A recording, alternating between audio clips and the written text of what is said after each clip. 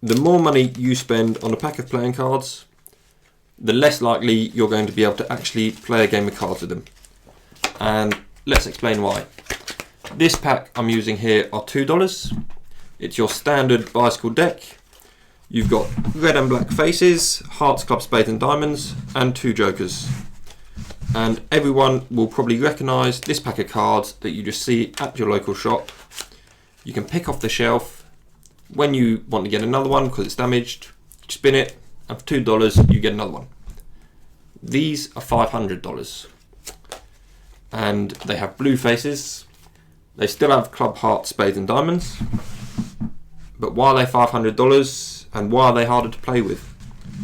Well, they're not designed to be used for playing cards. They're designed to be shuffled. You can still play cards with them, but most people probably haven't even opened a pack of these if they have one. There's only 100 made, so as soon as people receive them, they're now just collectibles.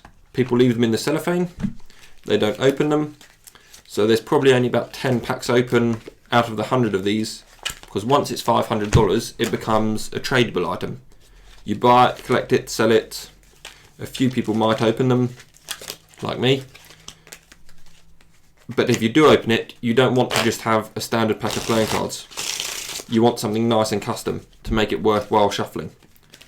They're not made to be used as playing cards. They're made by a brand that does cardistry cards. But that's because there's only 100 of these. So they're nice and collectible. It was a lucky dip to get them. But what about all the cards in between? $125, $25, $30. What makes these more expensive, even though there's quite large print numbers? So these are $125. There's 1,000 made. Up until last year, they were only $15. So why all of a sudden have they become expensive? Well, I guess it's the same sort of as the collectible point of these. Brad Pitt used them in the F1 movie, and as soon as he used them and they decided it was a one-time print run, so they're obviously not going to reprint these ones. It's not card people or cardists that bought them. It's F1 movie fans. I mean, some card people, yes, are buying them. But most people buying these ended up being people that saw them in the movie, like F1, and want a piece of the history of that movie. So the price now has straight away skyrocketed. They're still lovely cards.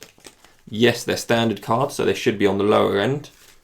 But as soon as there's that collectible or rare value, the price just shoots up.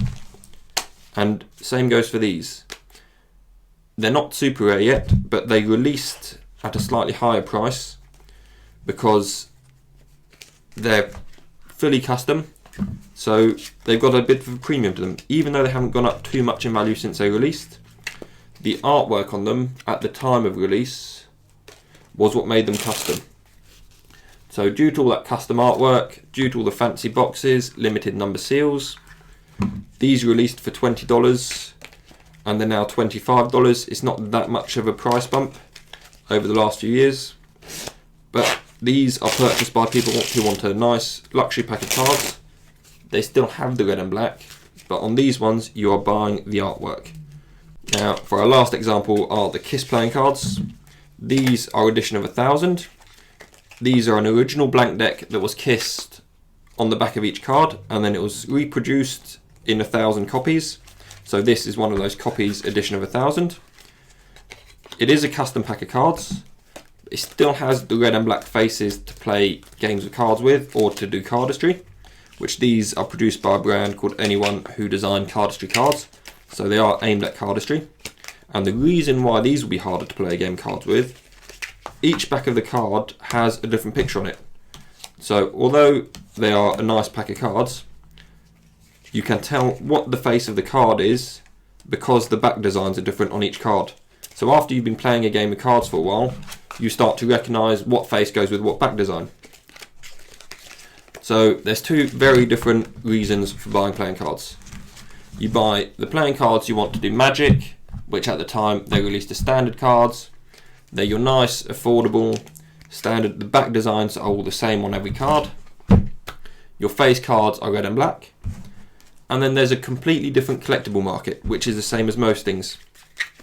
They're produced either to keep sealed if you get lucky and get one of the rare ones, but if you do open them and use them, they're aimed at shuffling or just having a luxury item that, yes, might be less useful to actually do the purpose, but it's a nicer art piece with a nicer custom design, and it's a bit more intriguing to have as an everyday pack of cards. So if you've got a weird pack of cards, leave a picture of it in the comments. Let me know what weird pack and what's the coolest pack you've got. If you've got any questions, be sure to drop them in the comments. And that's my little ramble on about custom playing cards.